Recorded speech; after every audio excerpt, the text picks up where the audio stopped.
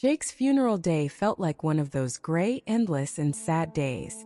The sky was heavy, reflecting the weight I felt on my chest. Friends and family gathered around the coffin, whispering words of comfort, but to me, everything sounded distant, like a lifeless echo. I found myself in a whirlwind of emotions, trying to process the loss of my best friend, the one who had always supported me through the hardest times. Jake was more than a friend.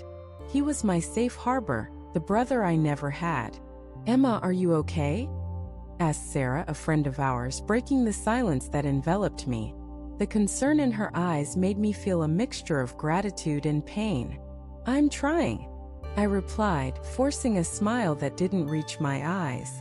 "I can't believe he's gone." Sarah nodded, her eyes shimmering with unshed tears. The ceremony continued, and as the words of farewell echoed around me, I got lost in memories. I remembered laughs, deep conversations, and even our crazy adventures. Each memory was like a stab, a cruel reminder that I would no longer have him by my side. After the ceremony, a group of us gathered around the now closed coffin. I looked at the table beside it, where Jake's belongings were covered by a dark cloth. Curiosity consumed me. What had he left behind? A part of me wanted there to be something, a sign that could connect me to him once more. As friends dispersed, I decided to approach the table. With trembling hands, I lifted the cloth and began to examine his things. A watch, some old photos, and finally a small yellowed envelope. My heart raced as I recognized Jake's handwriting. Carefully, I took the letter from the envelope, hesitating for a moment. What could he have written? Would it be a farewell? A confession? Sitting in a more secluded corner, I opened the letter. The words flowed as if he were there, speaking directly to me. "Emma, if you're reading this, it's because I'm no longer here. I don't want you to suffer from my absence, but I need you to know that I've always believed you deserve to find your true love. It's a complicated journey, and I don't want you to be afraid to take risks. Go after what makes your heart beat faster." Tears began to slip down my face as I read. Jake had always been so optimistic, so full of life. But there was something more. He mentioned a secret that needed to be discovered, something he had never had the courage to share with me. What could it be? What was he hiding? "I left some clues for you. Follow your heart and remember, love can be found in the most unexpected places. Don't give up on yourself." Reading the letter left me in shock. It was as if he was pushing me forward, as if he knew I would need a purpose after his departure.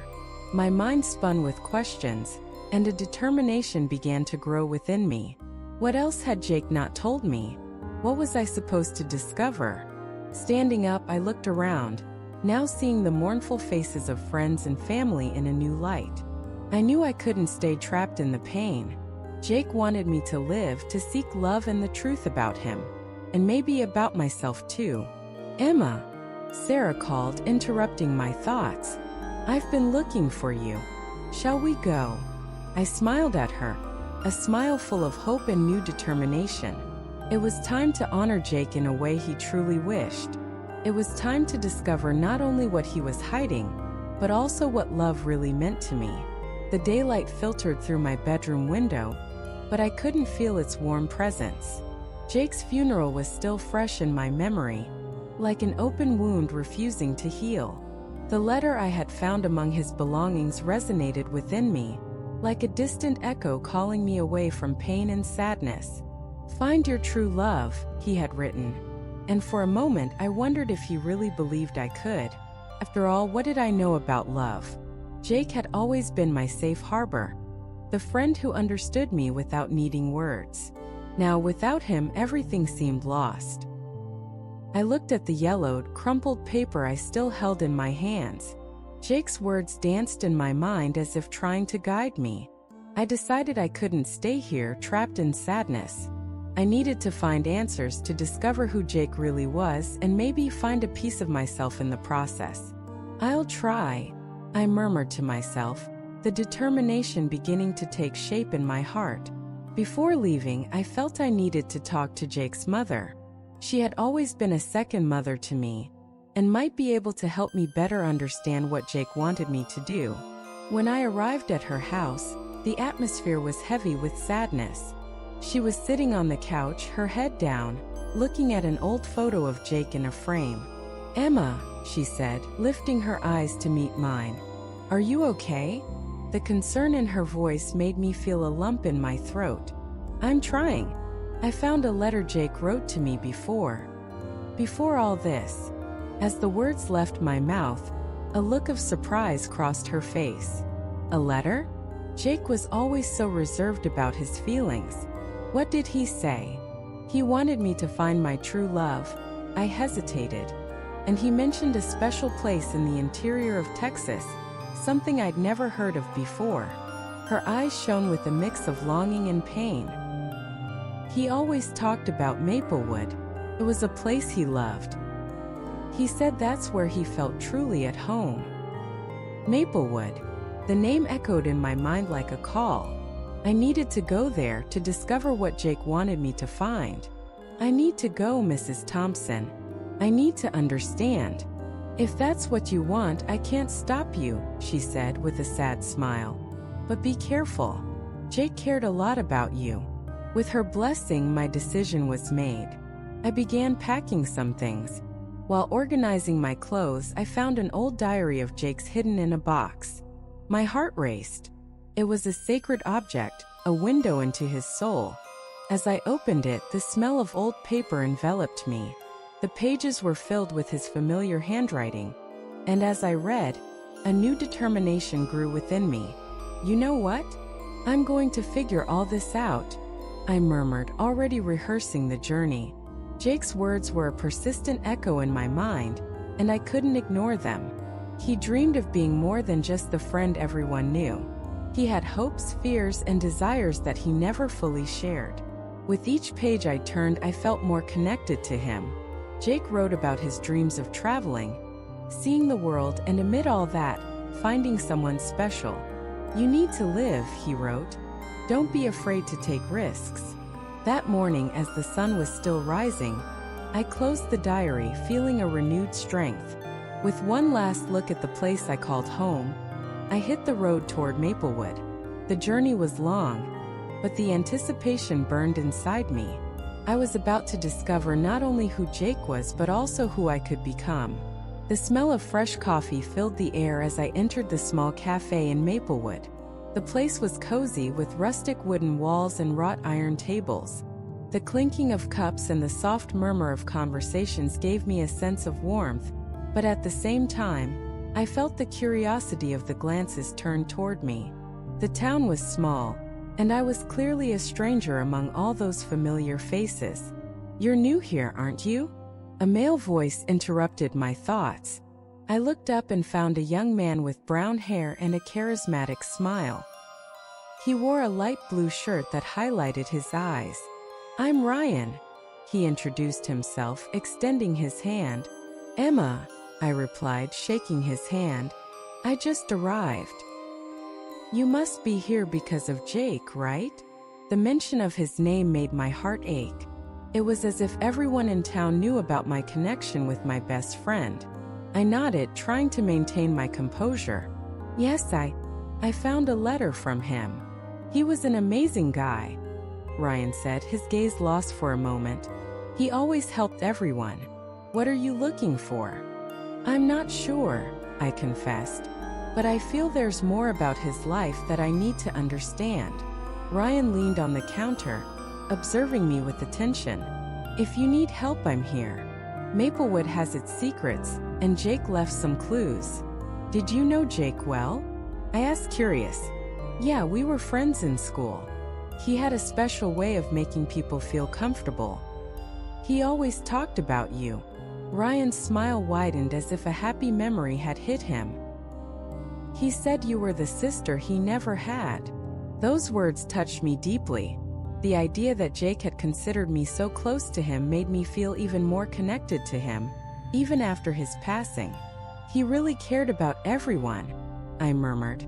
"Have you visited the town square?" There's a beautiful fountain there. It's a place where many of us used to hang out. Ryan invited me and I accepted. The idea of exploring the town more with someone who knew Jake was comforting. As we left the cafe, the sunlight illuminated Maplewood, making the colors seem more vibrant. The wooden houses and well-tended gardens seemed to tell stories of generations. Do you know if Jake had someone special here? I asked as we walked. Ryan hesitated a little. Yeah, actually he had a childhood crush. Her name was Sarah. They were very close, but they drifted apart. The mention of Sarah sparked curiosity within me. Do you know what happened between them? Well, things got complicated when Jake left for college. Sarah stayed here and they lost touch. But he always talked about her. There was something he never seemed to forget. Ryan looked at me as if trying to gauge my reaction. If you want, I can take you to her house. I felt a mix of anxiety and determination. Yes, I would like that. I need to understand more about his life here. We arrived at Sarah's house, a charming structure with colorful flowers in the windows. Ryan knocked lightly on the door, and a woman with curly hair and bright eyes opened it. When she saw Ryan, a smile formed on her face. Hi, Ryan. What are you doing here? Hi, Sarah. This is Emma, a friend of Jake's. She's here looking for answers about him. Sarah's smile disappeared for a moment, and I noticed that the mention of Jake carried an emotional weight. Hi, Emma, she said in a soft voice. I'm so sorry for your loss. Thank you, I replied, feeling the pain of the loss reflected in her eyes. Jake was an amazing person. Sarah sighed, seeming lost in thought. He was always special to me. If you need anything, I'm here to help. The conversation flowed, but I knew there was much more behind the words. There was a mystery to be unraveled, and I was determined to discover the truth about Jake's past and what he really meant to him. Ryan's presence by my side gave me courage, and I felt that together, we could find the answers we were searching for. Sunlight filtered through the tree branches, creating a pattern of dancing shadows on the dirt ground. Ryan and I stood in front of Jake's old school, a red brick building that seemed to carry the weight of so many memories. The worn facade told stories of laughs, fights, and promises made between dreaming teenagers. The wind blew softly, as if encouraging me to enter and uncover the secrets hidden inside. Do you think there's still something here? Ryan asked, a curious gleam in his eyes. I hope so, I replied, trying to keep my voice steady. If there's anything that can help me understand who he really was, I need to find out. With a quick gesture, he pushed the entrance door, which creaked softly as if waking from a long sleep. The smell of aged wood and chalk immediately enveloped me, bringing back memories of my own childhood. The classroom was silent, except for the echo of our footsteps. The blackboard, now covered in dust, still displayed the scribbles of the students who had passed through. Let's check the teacher's lounge, Ryan suggested, and I agreed with a nod. My heart was pounding as we walked through the hallways. Each door we passed seemed to whisper the secrets of a forgotten past. Finally, we entered the teacher's lounge. The atmosphere was a mix of nostalgia and desolation. Ryan started opening drawers while I examined a bookshelf full of dusty books. Soon I found a small box covered in dust. When I opened it, my heart raced. Inside was a collection of photos, letters, and objects Jake had kept over the years. Look at this, I said, holding up a photo of Jake and a group of friends, all smiling with their arms around each other. They were so happy. Yeah, and it looks like he really cared about these memories, Ryan commented, looking at me with a sympathetic gaze. I continued to explore the box while he examined a letter. Emma, you need to see this, he said, his voice full of emotion. It was a letter written by Jake, addressed to someone named Tom. The words were full of frustration and discontent, revealing that they were at odds over something serious. It seems like Jake didn't like this Tom very much, I murmured, feeling a knot form in my stomach. What could have happened between them? Maybe we should investigate more about this Tom, Ryan suggested, looking at me with determination. If he played a negative role in Jake's life, we need to understand why. I agreed, but part of me was hesitant. I knew the path ahead could be dangerous, but the need to discover the truth about Jake was stronger. We went to the local bar, a place Jake used to frequent. The loud music and laughter filled the air, but my mind was focused on one person, Tom.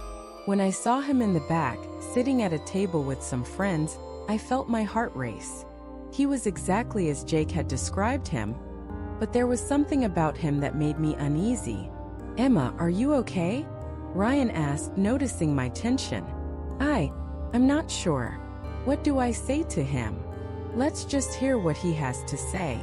It could be useful. I took a deep breath and decided to approach him. The tension in the air was palpable. "Hi, Tom. Can I talk to you for a moment?" He looked at me with a surprised expression but nodded. "Sure, what do you want?" "Just a few questions about Jake. I found some things that made me curious." He hesitated, his gaze becoming defensive. "Jake always had problems. I don't know what you've heard, but don't believe everything they say." "I'm just trying to understand," I responded, forcing myself to stay calm. "It seems like you and Jake didn't get along very well. What really happened between you two?" Tom crossed his arms, his gaze darkening. He was too ambitious. He wanted to stand out, and I wasn't going to let that happen at the expense of others. "He wasn't what you think." His words echoed in my mind, but I wasn't sure what to believe. Something told me there was much more to Jake's story than I could see. "You don't know what happened to him, do you?" I asked, challenging him. "You're hiding something." He smiled, but it wasn't a friendly smile. "Careful, Emma. Sometimes it's better not to dig too deep. You might end up getting hurt." The tension in the air was palpable, and as I walked away, I realized the journey was just beginning. Ryan approached, his eyes full of concern. "Are you okay?" "I'm not sure. What did he mean by that?" "We can't let this intimidate us. We need to find the truth, no matter what." The determination in his voice reignited the flame of courage within me. Jake deserved for me to uncover the truth, and I wasn't going to give up. The sun was already starting to set when Ryan and I decided to confront Tom. I felt a mix of nervousness and determination. It was as if the atmosphere around us was charged with energy, like an electric field before a storm. He still didn't know we were on our way.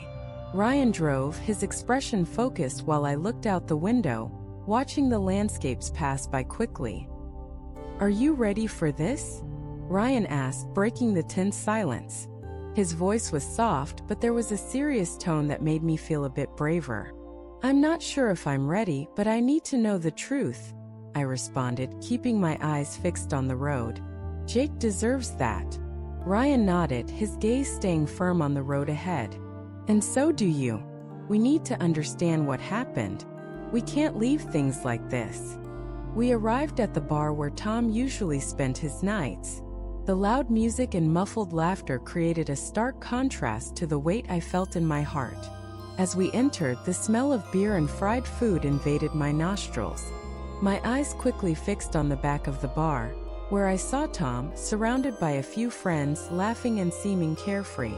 "Let's go," I said, already heading toward him. Ryan followed closely behind, and the tension grew with each step we took.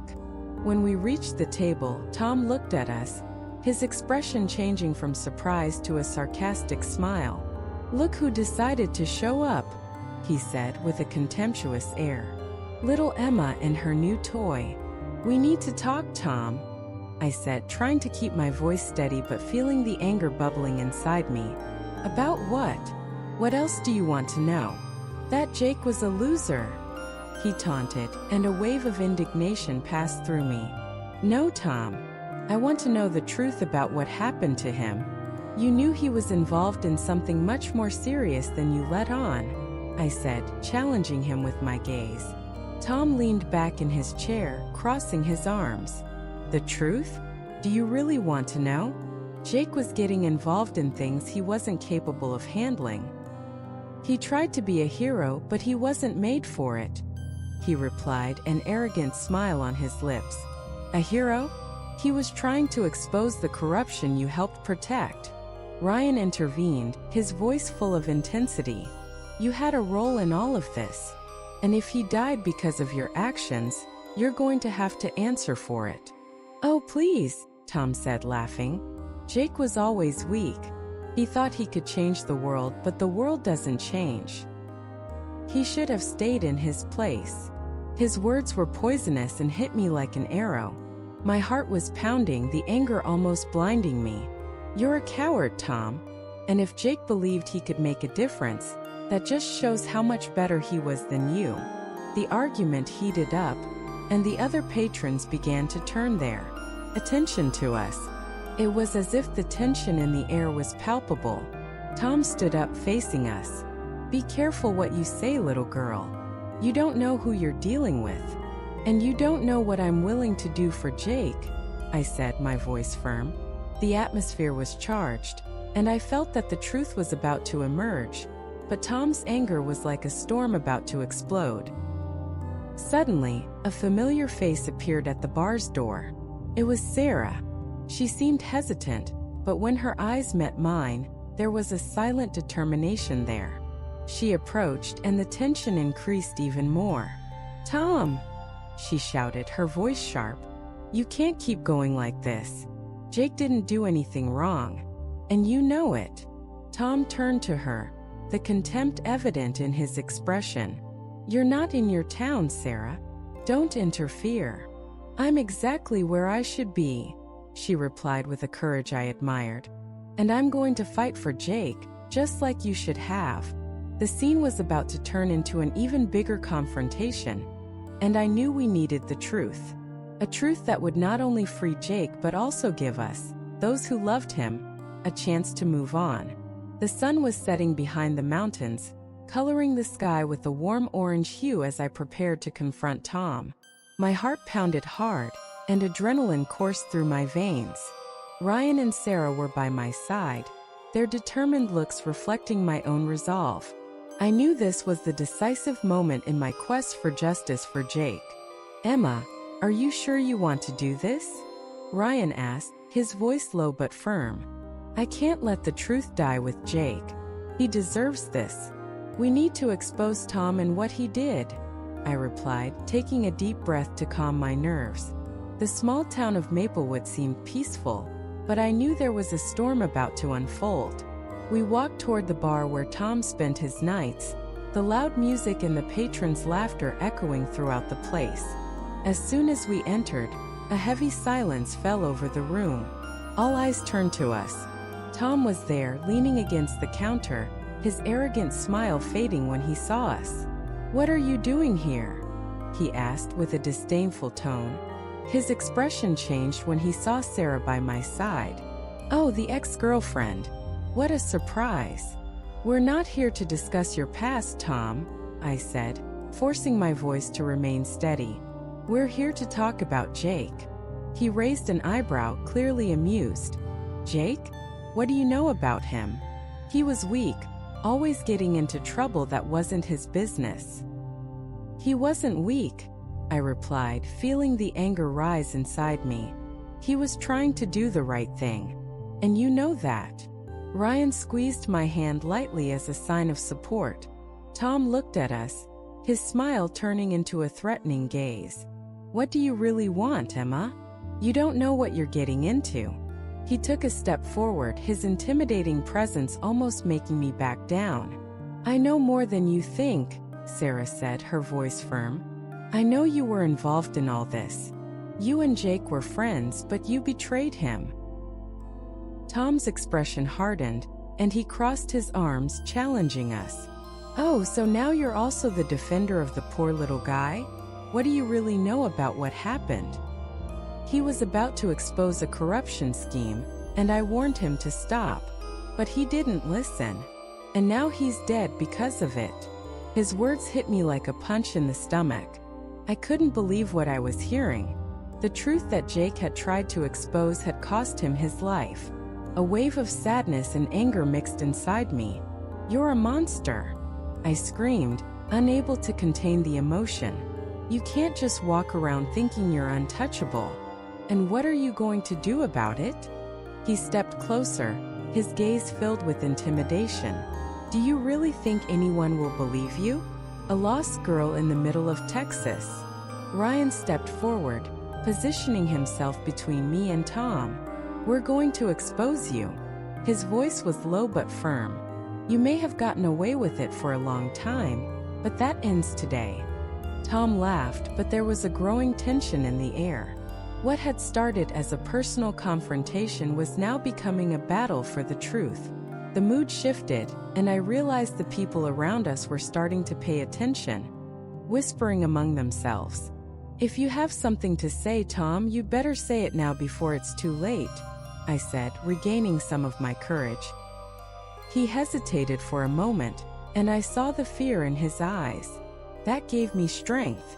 "No one needs to mess with you, Tom. The whole town knows about what you did. The people of Maplewood are tired of your lies." Sarah joined in, her voice full of determination. Tom looked around, and for the first time he seemed to realize he was surrounded. The people who had been distracted earlier were now listening, and the mood in the bar had changed. The power of truth was beginning to take shape. "You're going to regret this," he said, but there was a tremor in his voice. "No, Tom. We're going to do what Jake couldn't," I declared, feeling the force of justice take hold of me. With Ryan and Sarah's help, we decided to act. The town needed to know the truth, and together we would expose Tom and what he really was. I felt that, finally, I was doing something that Jake would have been proud of. His memory would not be in vain. And who knows, in the process I might even find something more. A new love, a new life. Now imagine yourself in search of something that could completely change your perspective on life. What would you do? Would you have the courage to follow these clues, to face the ghosts of the past? Emma shows us that no matter how painful the journey may be, there is always a chance to find peace, to discover the true meaning of love and friendship. Dear listeners, as we accompany Emma on this journey, we are reminded that even in the most difficult situations, there is always something to be learned, something to be discovered. And perhaps what truly matters in life is not avoiding pain, but having the courage to face it and move forward. I hope this story has touched you as it has touched me. And remember, sometimes the story we are hearing can be much more than just words. It can be a reflection of our own lives.